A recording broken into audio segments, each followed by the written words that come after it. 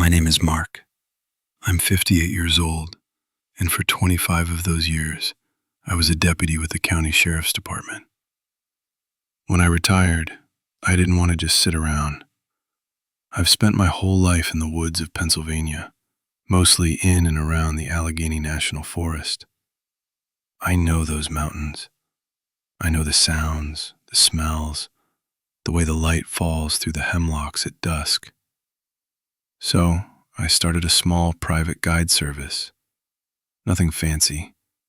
I'd take a couple of clients out for a week, usually for deer or bear season, set them up in a comfortable remote cabin I leased, and make sure they had a safe, successful hunt.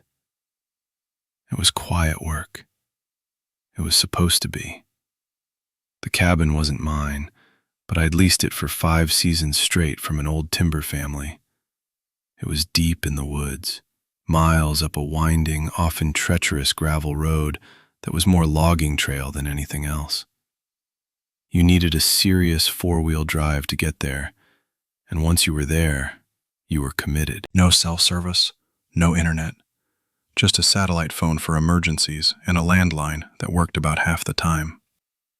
That isolation was the point. It's what my clients paid for. They wanted to unplug, to get away from everything and just be in the forest. I understood that. I felt the same way. The quiet of the deep woods has a weight to it, a presence that can settle a man's soul. Or so I thought. That October I had a group of 4. 2 were regulars, Corey and Cal. Corey had been a Marine, Force Recon, did a couple of tours. He was quiet, methodical, and the best shot I'd ever seen. He came every year, more for the solitude than the hunt. Cal was a contractor from Pittsburgh, big guy, friendly, competent in the woods, but still deferred to me or Corey on the finer points. They were good men to have in the backcountry, reliable. The other 2 were new. A guy named Brian and his girlfriend Alyssa. Brian had booked the trip. He was some kind of tech executive, young, confident, with that easygoing arrogance that comes from making a lot of money without ever getting your hands dirty. He'd talked a big game on the phone about his experience, but I could tell within 5 minutes of meeting him that he was mostly full of it. His gear was all brand new, top of the line, most of it still with the tags on. Alyssa was clearly out of her element. She was a city girl, polite and trying her best, but the sheer overwhelming green of the forest was already making her nervous. She flinched at every snapping twig. The first day went exactly as planned. We got everyone's gear stowed in the cabin, a sturdy 2-story log building with a big stone fireplace and a wide porch. I went over the rules.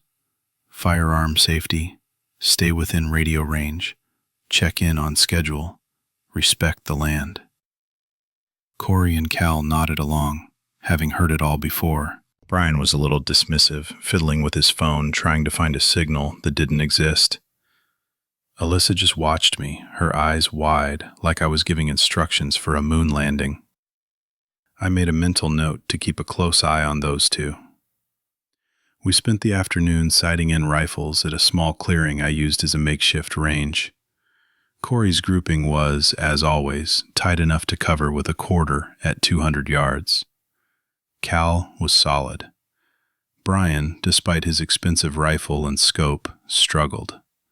He was impatient, jerking the trigger. "This thing must be off," he'd muttered, blaming the equipment. Corey, in his quiet way, stepped over, offered a few words about breathing and trigger squeeze, and Brian's next shot was closer to the bullseye. He took the credit as if he'd figured it out himself. It was a small thing, but it told me a lot about him. That evening was pleasant. I made a big pot of venison stew. We sat around the heavy oak table, the warmth of the fire pushing back the autumn chill. Brian told stories about his company, about closing big deals, about a life that felt 1,000,000 miles away from where we were. Cal told a funny story about a plumbing job gone wrong. Corey was mostly silent, just listening, a small smile on his face. He was in his element. Alyssa seemed to relax a little, warmed by the food and the firelight. For a little while, we were just 5 people in a cabin, surrounded by the vast, peaceful quiet of the woods. It's the last time I remember feeling truly at peace. After dinner, Cal and I were cleaning up. Corey was on the porch, just looking out into the darkness. Brian had managed to get the satellite phone working and was trying to have a hushed, important-sounding conversation. Alyssa was reading a book by the fire. It was normal. It was exactly what these trips were supposed to be. The kind of memory you're meant to look back on with simple fondness. For me, it's a memory that's been scoured clean of any warmth. A fixed point in time before everything tilted into a nightmare. It's the before. Later, as we were all turning in, I stepped out onto the porch for one last look at the night. The air was cold and crisp, smelling of pine and damp earth. The moon was only a sliver, and the stars were brilliant, scattered across the sky like diamond dust. It was completely silent. Not just quiet, but silent. That was the first thing that felt wrong. Usually at night you hear something. Crickets, the hoot of an owl, the distant yip of a coyote, a mouse rustling in the leaves. That night, there was nothing. A heavy, listening silence. It felt like the entire forest was holding its breath. I stood there for a few minutes, straining my ears. Nothing. I've spent thousands of nights in the woods, and I'd never experienced a silence so profound, so absolute. It was unnerving. I scanned the tree line, a solid black wall just beyond the reach of the porch light. I couldn't see anything, but I had the distinct, primal feeling of being watched. The kind of feeling that makes the hair on your arm stand up. I dismissed it as my imagination, the product of a long day and a new, unfamiliar group. I locked the heavy deadbolt on the cabin door, checked that the windows were latched, and went to bed. I told myself it was nothing. I was wrong. I woke up sometime after midnight. I wasn't sure what woke me. It wasn't a loud noise. It was a sound that I felt more than heard, a deep, resonant vibration that seemed to come from the ground itself. I lay in my bunk, holding my breath, listening. There it was again, a low, guttural growl. But it wasn't a growl. It was a sound that was too deep, too powerful for any animal I knew. It wasn't a bear's guttural rumble or the howl of a wolf. It was something else. It ended in a sort of choked-off, wet cough. The sound was distant, but it carried a weight and a menace that made my blood run cold. I heard movement from the bunk across from me. It was Corey. I saw his silhouette sit up. "You hear that?" he whispered, his voice tight. "Yeah," I whispered back. "What in the hell was that?" "No idea," he said. "Not a bear, not a coyote." The sound came again, a little closer this time. From upstairs we heard a floorboard creak. Brian. "What's that noise?" he called down, his voice shaky. The bravado from dinner was gone. "Just the woods settling," I said, my voice louder than I intended. I was trying to project calm for him and Alyssa, and maybe for myself. "Go back to sleep." "Sounds bigger than a settling tree," he muttered, but he didn't say anything else.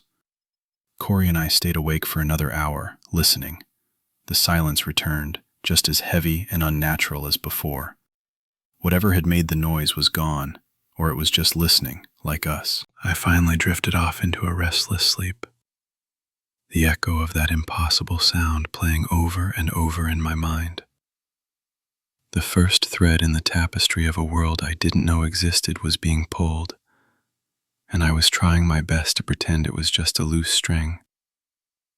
The next morning, the sun was bright, the air was clean, and the oppressive feeling of the night seemed like a bad dream.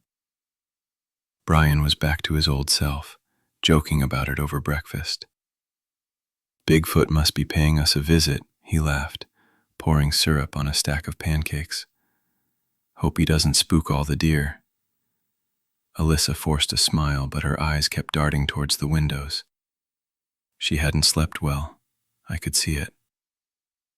Could have been a moose, Cal suggested, trying to be helpful. They can make some weird noises. No moose in this part of the Allegheny, Cal, I said, keeping my tone light. Probably just a buck and rut, sound carrying funny in the cold air. It was a weak explanation, and I knew it. Corey caught my eye from across the table. He knew it too. We were both experienced enough to know that what we heard didn't fit. But you rationalize. You have to. The alternative is to admit that you're miles from help and something you don't understand is out there in the dark. So you call it a buck. You call it the wind. You lie to yourself so you can get on with your day. We split into two groups for the morning hunt. I took Brian and Alyssa to a spot overlooking a small meadow, a place where I'd seen deer countless times. Corey and Cal went to work a ridge about a mile to the east. I put Brian in a good stand, reminded him about safety and staying put, and then took Alyssa to a ground blind about 100 yards away. She wasn't hunting. She just wanted to come along, probably not wanting to be left alone at the cabin. She was quiet, huddled in her jacket, looking more like a hostage than a willing participant. We sat for a couple of hours. The woods were still too quiet. We saw nothing. Not a squirrel, not a chipmunk, not a single bird. It was like the forest had been evacuated. Around 10 o'clock, my radio crackled. It was Corey. His voice was strained. "Mark, you need to see this." "What's up?" I asked. "Just get over here," he said. "My location. And maybe leave the girl at the cabin."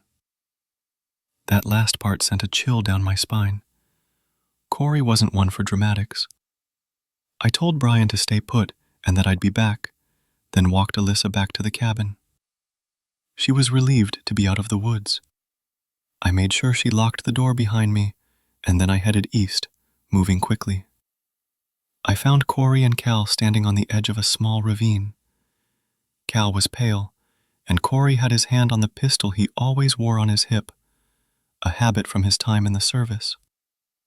I followed their gaze down into the gully. There was a deer down there, a big doe, or what was left of it. I've seen hundreds of predator kills in my life. I've seen what bears can do, what coyotes do. This was not that. The doe had been torn in half, not ripped, not chewed. It looked like two massive hands had grabbed it and just pulled it apart. The spine was snapped, the torso ripped clean from the hindquarters. The two halves were about 10 feet apart. There was surprisingly little blood, and the organs were mostly untouched, just spilled onto the leaves. It wasn't a kill for food. It was a kill for something else. For sport. For a demonstration of strength. "No drag marks," Corey said, his voice low and flat.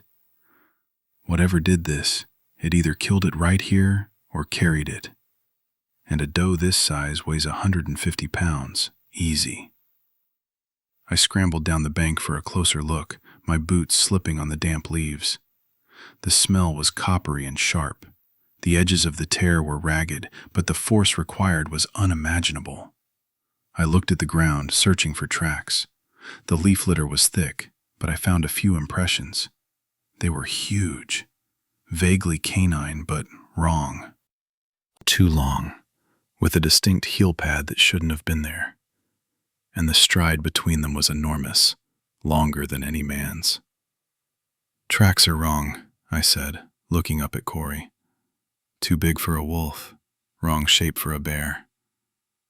"I know," he said. Cal finally spoke, his voice trembling slightly. "Mark, what the hell does this? What the hell tears a deer in half?" I didn't have an answer. I stood there, looking at the brutal, impossible scene, and the rational explanations I'd been clinging to started to fray. The unnatural silence, the sound from the night, and now this. This was not a bear. This was not a prank. This was something real, something powerful, and something that was very, very wrong. We were sharing the woods with something. My job had just shifted from guiding a hunt to keeping these people alive. We left the carcass where it was. We didn't have the stomach to touch it. The walk back to the cabin was silent, each of us lost in our own thoughts. The bright, sunny day felt like a lie. The woods didn't feel peaceful anymore. They felt hostile, watchful. Every shadow seemed to hold a threat. When we got back, Brian was on the porch, complaining about being bored and seeing nothing. "Where have you guys been, and what was so important?" he asked, a bit of a whine in his voice. "We found a dead deer," I said, trying to keep my voice even. "And coyotes get them all the time," he said with a shrug. I looked at Corey. He just shook his head slightly. There was no point in trying to explain it to him. He wouldn't believe it. He'd make a joke, rationalize it, and in doing so, he would make the danger feel smaller, less real. And I needed us to understand how real it was. "Just an unusual kill," Corey said, his voice flat. "Let's get some lunch." The decision was made without being spoken. We would not tell Brian and Alyssa the details. It would only cause panic. We would be vigilant. We would get through the next 2 days and get them out of here. Cal, Corey, and I ate little. We were just going through the motions. Every time the wind rustled the leaves, I saw Cal flinch. Brian, oblivious, talked about his plans for the afternoon hunt. I told him the afternoon was canceled. "What? Why?" he protested. "I paid for a 3-day hunt." "Weather's turning," I said, glancing at the clear blue sky. "Forecast says a big storm is rolling in. We need to secure the cabin." It was a flimsy lie, but it was the only one I had. He grumbled about it, but the prospect of bad weather was something he could understand. It was a tangible, normal threat. He helped us bring in the extra firewood and check the storm shutters on the windows, all the while complaining about his bad luck. I think, on some level, Alyssa was relieved. She stayed inside, close to the fire, that book open in her lap, though I never saw her turn a page. As the afternoon wore on, the temperature did drop. The sky, which had been so clear, began to cloud over. My lie was becoming the truth. A heavy, gray ceiling moved in, and the woods grew dark long before sunset. The wind picked up, moaning through the pines. A real storm was coming, and with it, the night. I found myself watching the tree line again, that solid wall of black, and I knew, with a certainty that chilled me to the bone, that the storm wasn't the only thing coming. The first sound started just after full dark. The wind was howling now, and rain had begun to lash against the windows. It was the perfect cover for any noise, which made what we heard even more terrifying. It was a scraping sound, long, slow drags against the logs of the cabin wall, just loud enough to be heard over the storm. "What was that?" Alyssa asked, her voice a small, frightened whisper. "Just a branch rubbing against the house in the wind," Brian said, but he didn't sound convinced. He was looking at the wall, his face pale in the lantern light. The scraping stopped. We all sat in silence, listening. The only sound was the wind and the rain and the crackle of the fire. Then we heard something else, a soft, metallic rattle from the front door. It was the doorknob. Someone or something was turning it, slowly, back and forth. Cal, who was sitting nearest the door, went rigid. His eyes were wide with terror. Corey was on his feet in an instant, moving silently. He didn't grab a rifle. He grabbed a heavy iron fireplace poker. He stood beside the door, listening. I waved for everyone to be quiet, my heart hammering against my ribs. The rattling stopped. A moment of silence, then a heavy thump against the door, as if something had just leaned its full weight against it. The thick oak door groaned in its frame. Brian let out a small, strangled gasp. Alyssa had her hands over her mouth, tears streaming down her face. This was it. The time for pretending was over. "Corey," I said, my voice a low command. "Check the upstairs windows. Make sure they're latched tight. Cal, get away from the door. Brian, Alyssa, stay in the center of the room, away from the walls." My voice, the voice of a cop giving orders, seemed to cut through some of the panic. They moved. Corey disappeared up the stairs. Cal scrambled back towards the fireplace. Brian pulled a shaking Alyssa to the middle of the floor.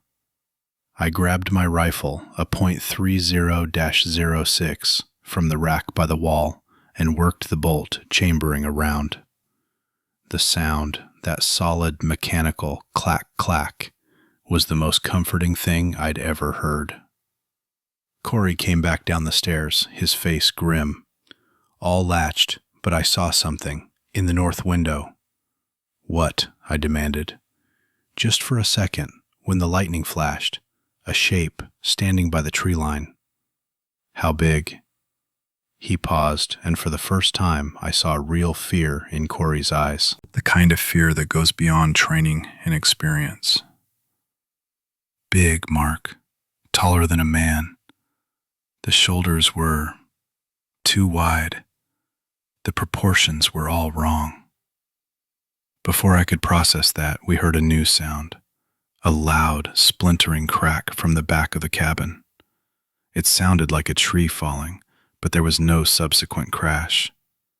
It was followed by a series of heavy, rhythmic thuds against the rear wall.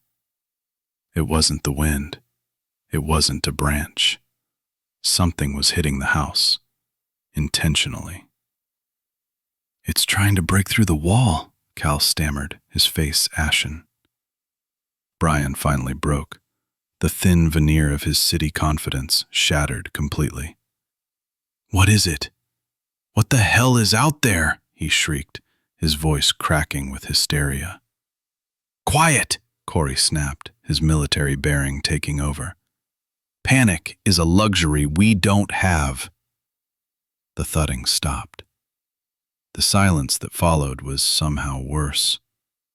We were all frozen, listening, our senses strained to the breaking point. And then, from right outside the front window, we heard breathing. Deep, wet, raspy breaths, like a giant bellows with fluid in it. It was so close we could almost feel it. And then it spoke, or it tried to. It was a horrible, guttural mimicry of a human voice. It formed a single word, drawing it out in a low, mocking rasp. "Help me." It was a recording of a human voice, but played through a throat made of gravel and wet leaves. It was a travesty of speech. None of us moved. None of us breathed. We knew, instinctively, that it was a trap, a lure, the kind of thing a predator uses to draw its prey into the open. It was intelligent, it was strategic, and it was hunting us. That's when I saw it. Just a glimpse. I was standing near the side window, the one that looked out toward the woodpile. In another flash of lightning, I saw a silhouette. It was just for a second, but it was burned into my memory. Corey was right. It was tall, probably 7, maybe 8 feet. The shoulders were immense, impossibly broad, tapering down to a narrow waist. The head was long and canine, with pointed ears silhouetted against the stormy sky. But it was standing on 2 legs, long, powerful legs that were bent backwards, like a dog's. It took one step, a fluid, unnatural motion, and was gone back into the darkness between the lightning flashes. My mind simply refused to accept what I was seeing. A man in a suit? A trick of the light? But the raw, physical presence of it, The sheer size and wrongness of its shape defied any rational explanation. The psychological warfare ended abruptly. The time for toying with us was over. A deafening crash shook the entire cabin as something immense slammed into the front porch. It wasn't a thump, it was an impact. I heard the thick posts supporting the porch roof groan and splinter. "It's trying to bring the porch down!" Cal yelled. Another crash, and this time we heard the sickening sound of wood giving way. The whole front of the cabin shuddered. Plaster dust rained down from the ceiling. Brian, who had been frozen in terror, finally snapped. His survival instinct, stripped of all reason, took over. He saw the back door, the one leading to the small kitchen. "The truck! We have to get to the truck!" he screamed. "Brian, no!" I shouted, moving to intercept him. "Stay here!" But he wasn't listening. He was a cornered animal, blind with panic. He shoved past Alyssa, who fell to the floor, and scrambled for the kitchen. "It's at the front. We can get out the back." "It's a trap," Corey yelled, but it was too late. Brian fumbled with the deadbolt on the kitchen door. It was a heavy, solid door, but it was our weakest point now. He got it unlocked and threw it open, plunging into the rainy darkness. For a single, heart-stopping second, it seemed like he might make it. He took 2 steps out onto the small back stoop, and then it was there. It didn't come from the woods. It was waiting. It rose up from the side of the stoop, unfolding from the shadows like a nightmare. The thing I had seen in silhouette was now horribly real, illuminated by the light spilling from the open kitchen door. It was massive, covered in coarse dark fur that was slick with rain. Its head was a wolf's, but a wolf from a fever dream, with intelligent glowing yellow eyes that were filled with a terrifying malevolence. Its arms were long, too long for its body, and ended in thick, human-like hands with dirty, yellow claws. It stood on those backward-jointed legs, its sheer bulk filling the doorway. Brian saw it. He made a sound, a high, thin squeal of pure terror that was cut short. The creature moved with a speed that was impossible for its size. One of its long arms shot out and grabbed Brian by the front of his expensive jacket. He was lifted off his feet as if he weighed nothing. I saw his legs kicking feebly in the air. I raised my rifle, but I didn't have a clear shot. The creature held Brian in front of it like a shield. It looked directly at me, its lips pulling back from enormous yellow fangs in what might have been a snarl or a grin. It was acknowledging me. It knew I was a threat, and it was showing me how helpless I was. Then, with a casual, brutal flick of its wrist, it threw Brian. He flew 20 feet through the air and slammed into the side of my truck with a sickening, wet crunch of breaking bone. He slid to the ground and didn't move. Alyssa's scream was the only sound in the world. It was a raw, piercing shriek of absolute horror. The creature took a step toward the open door, and behind it, from the darkness of the woods, a second one emerged. It was slightly smaller, but just as monstrous. They were hunting in a pack. Corey slammed the kitchen door shut and threw the bolt just as the first creature lunged. The wood shuddered under the impact. "Barricade it!" he roared, his voice cutting through the chaos. "Move the table!" The 3 of us, fueled by adrenaline and terror, shoved the heavy oak dining table against the kitchen door. It wasn't much, but it was something. Alyssa was still on the floor, curled into a ball, her screams now devolving into hysterical sobs. The creatures were now enraged. They began to assault the cabin from all sides. Heavy, rhythmic blows rained down on the walls, on the doors. It sounded like they were using battering rams, a log maybe. The whole structure groaned and shook with each impact. We could hear them snarling and growling outside, the sounds mixing with the howl of the wind. "The windows!" I yelled. They were large, single-pane windows, a huge vulnerability. "The shutters are on the outside." The furniture, Corey commanded. "Tip it over. Block the windows." We worked like madmen, tipping over the heavy couch and shoving it against the main front window. Cal and I wrestled a heavy bookcase in front of the side window, books spilling onto the floor. But as we moved to block the last window, the one on the far wall, there was a deafening crash of shattering glass. One of the creatures had simply punched its way through. A massive furred arm, glistening with rain and blood from the broken glass, reached into the room. Its long, clawed fingers flexed, grabbing at the air. Cal, who was closest, let out a yell of terror and scrambled backward, falling over an overturned chair. Corey didn't hesitate. He raised his own rifle, a semi-automatic AR-10, and fired. The roar of the .308 inside the cabin was deafening. He fired 3 rounds, fast. Boom, boom, boom. The bullet struck the arm, and the creature let out a shrieking howl of pain and rage. The arm was ripped back out of the window, leaving behind a smear of dark, foul-smelling blood on the broken glass. "It's hit!" Cal yelled, a note of crazed hope in his voice. But the hope was short-lived. The howling outside was answered by a furious roar from the other creature. A second later, the heavy log we'd heard earlier came crashing through the broken window. It was a battering ram. It smashed the barricade we'd started to build and skidded across the floor, stopping just short of Alyssa. The attack became more focused, more intelligent. They weren't just raging now. They were working the problem. One creature began hammering at the front door, the wood splintering under the assault, while the other worked on the broken window, tearing away the frame, widening the hole. Corey positioned himself near the window, rifle at his shoulder. "Mark, watch the door. Cal, keep her down," he ordered, pointing at Alyssa. His face was a mask of grim concentration. The Marine had taken over. I stood near the front door, my own rifle ready. The heavy oak was splintering. I could see dark cracks appearing around the lock.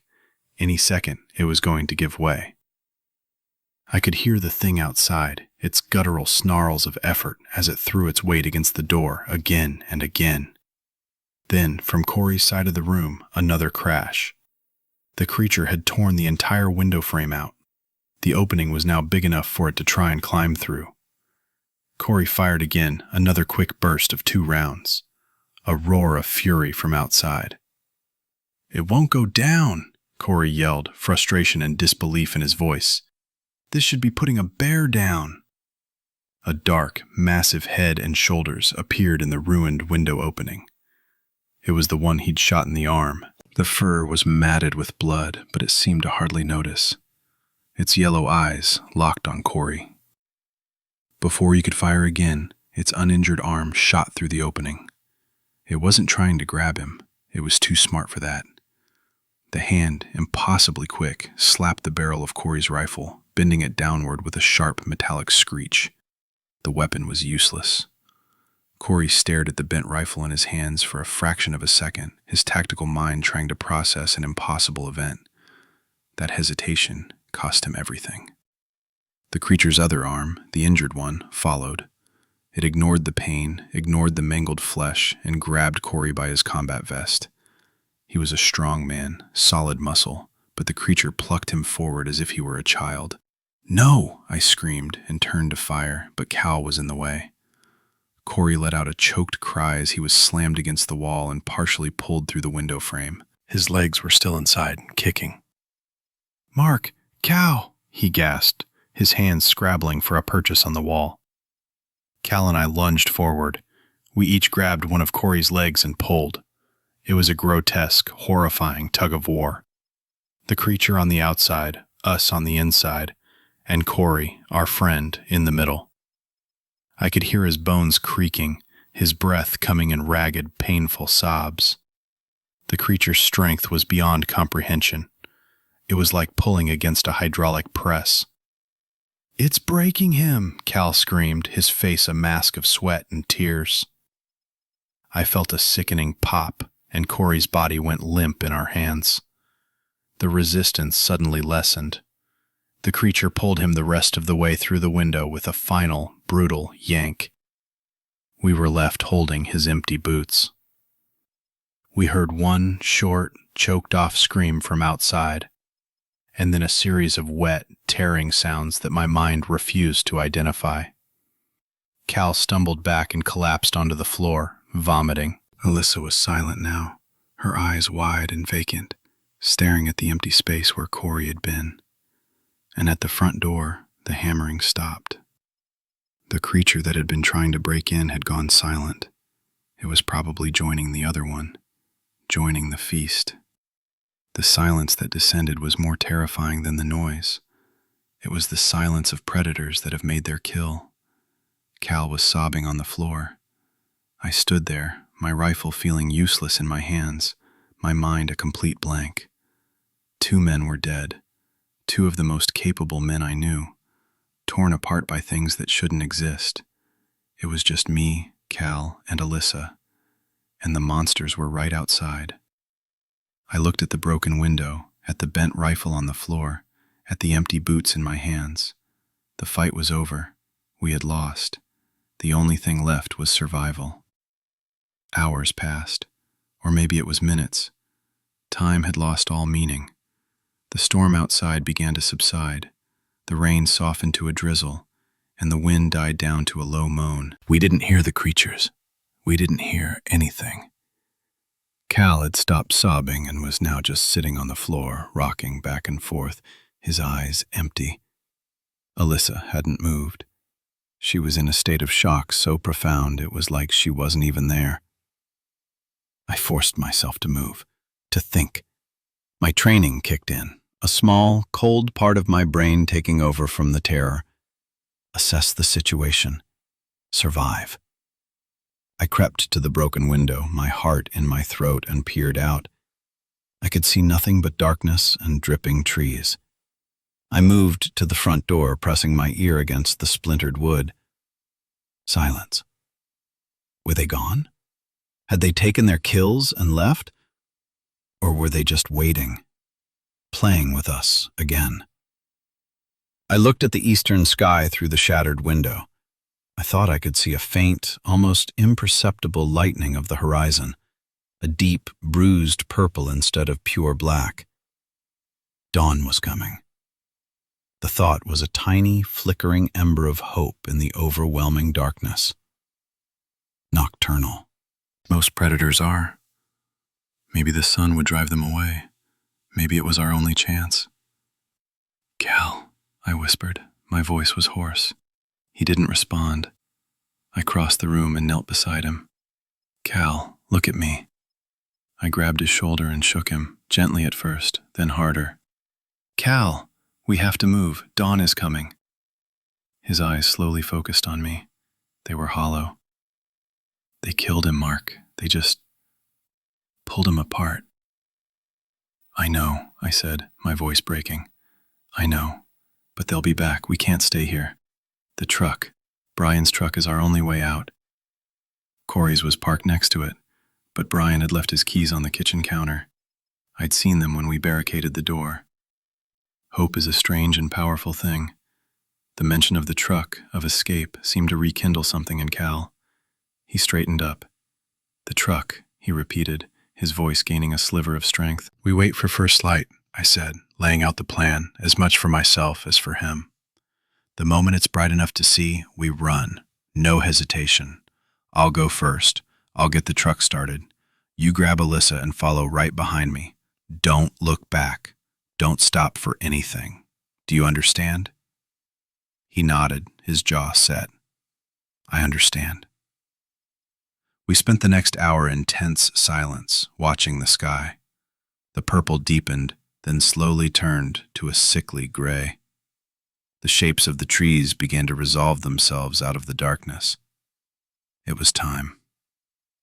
I grabbed Brian's keys from the counter. I took a deep breath. Ready?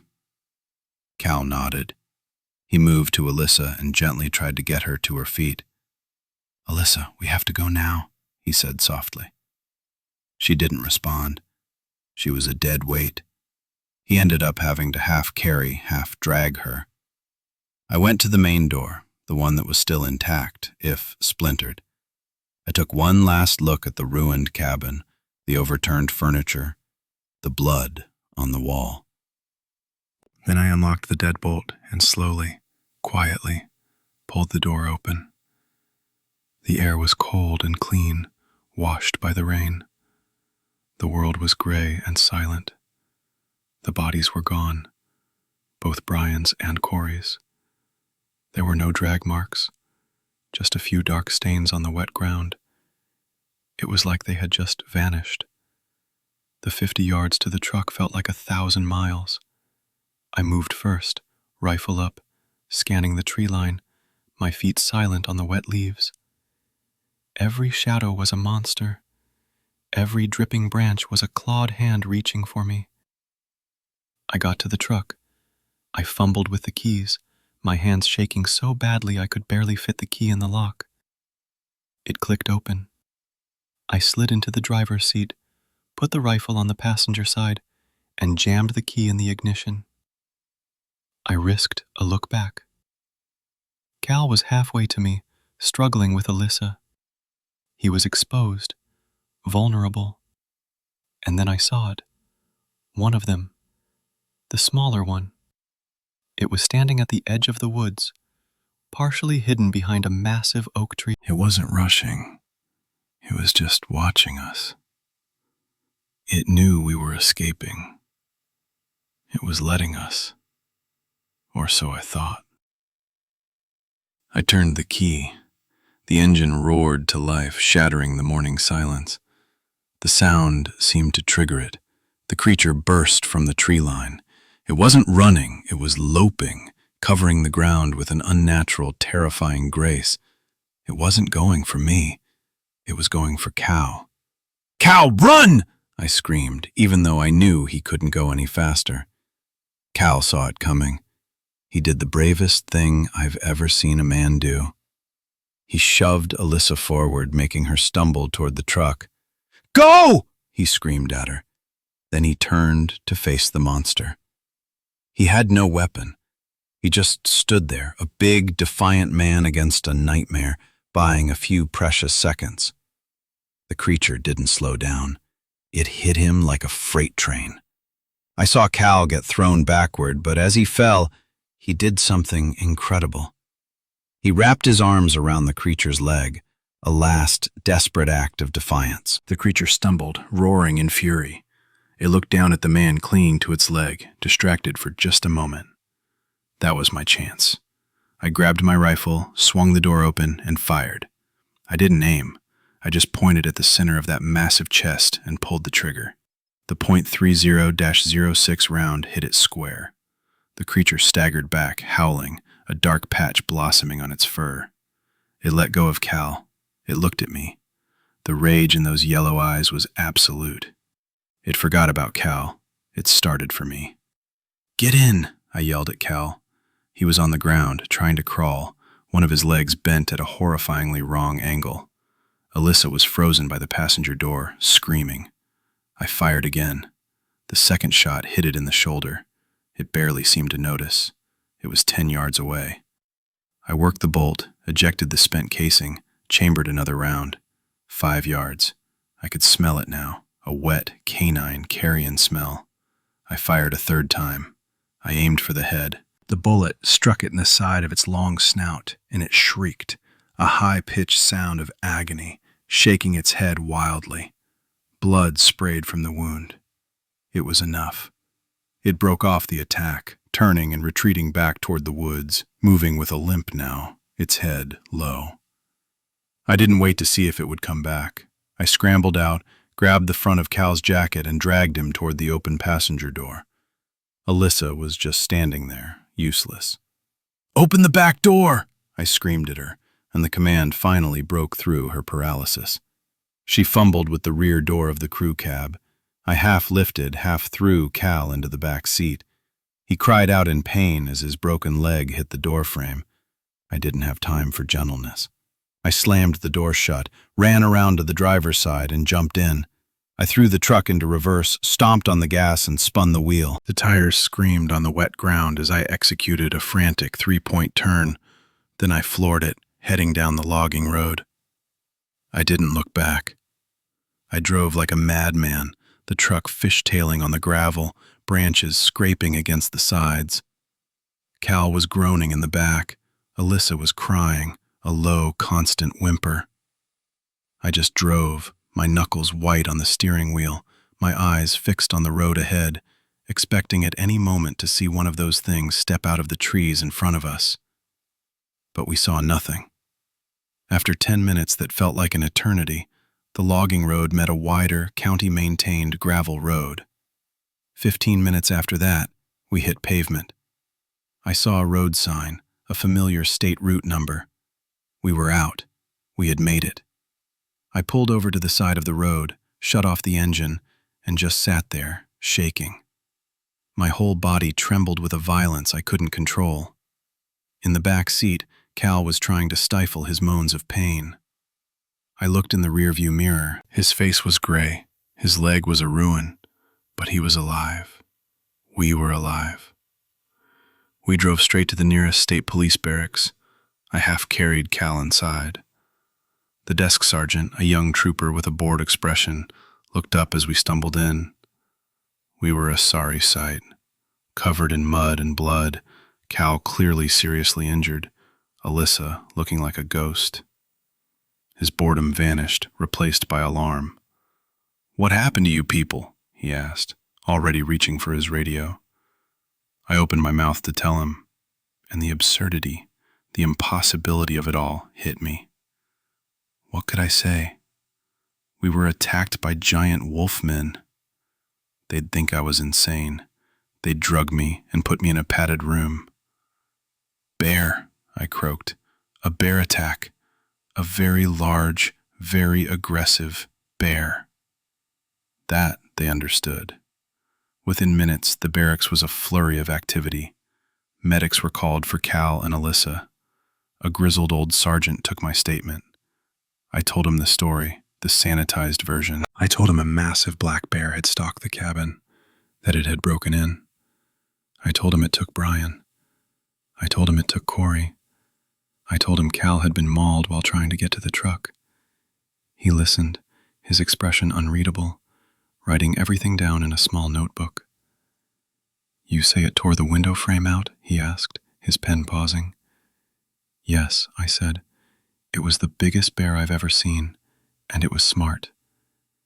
"And it killed 2 men and you only fired 3 shots?" he asked, his eyes narrowing slightly. "It happened fast," I lied. "It was chaos." I couldn't tell him the truth. I couldn't tell him that my rifle rounds that could stop a charging moose, seemed to have barely phased it. They took our firearms for ballistics testing. They took our story. And then they told us not to talk to anyone while the investigation was ongoing. Cal was taken to the hospital. Alyssa, catatonic, was taken for psychiatric evaluation. I was questioned for 6 more hours, going over the same story again and again. They were looking for inconsistencies, for holes. They suspected a hunting accident, or maybe foul play between us. The idea of a bear was a placeholder, a convenience. The idea of what really happened was not even in the universe of possibilities they were willing to consider. A few days later, a search party went up to the cabin. They found it just as we had left it, ruined. They found blood, Brian's, Corey's, Cal's, and a lot of what they called unidentified animal blood. They found my spent casings. They found Corey's bent rifle. They never found the bodies. Not a scrap of clothing, not a bone, not a tooth.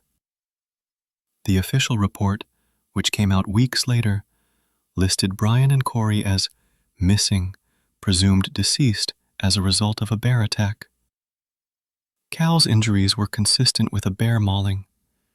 My story, the sanitized one, became the official record.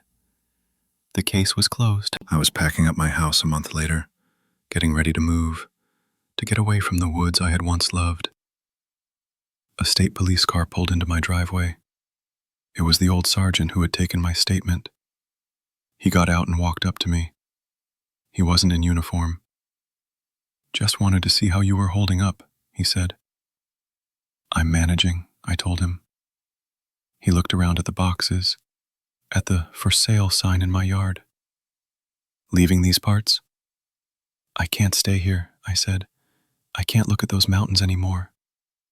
He nodded slowly, his gaze distant.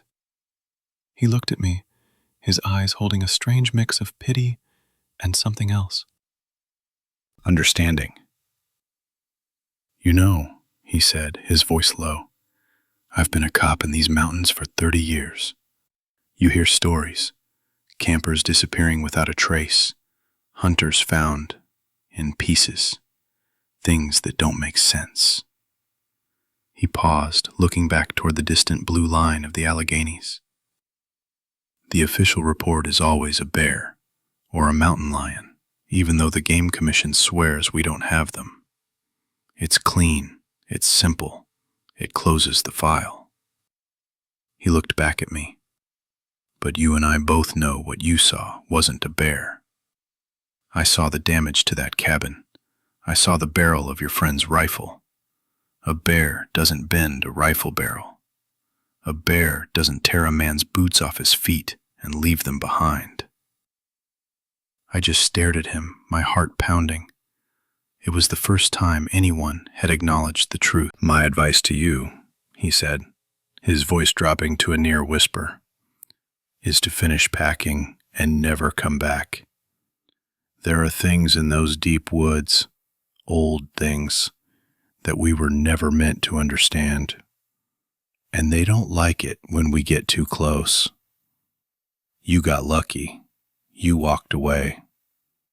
Don't press your luck."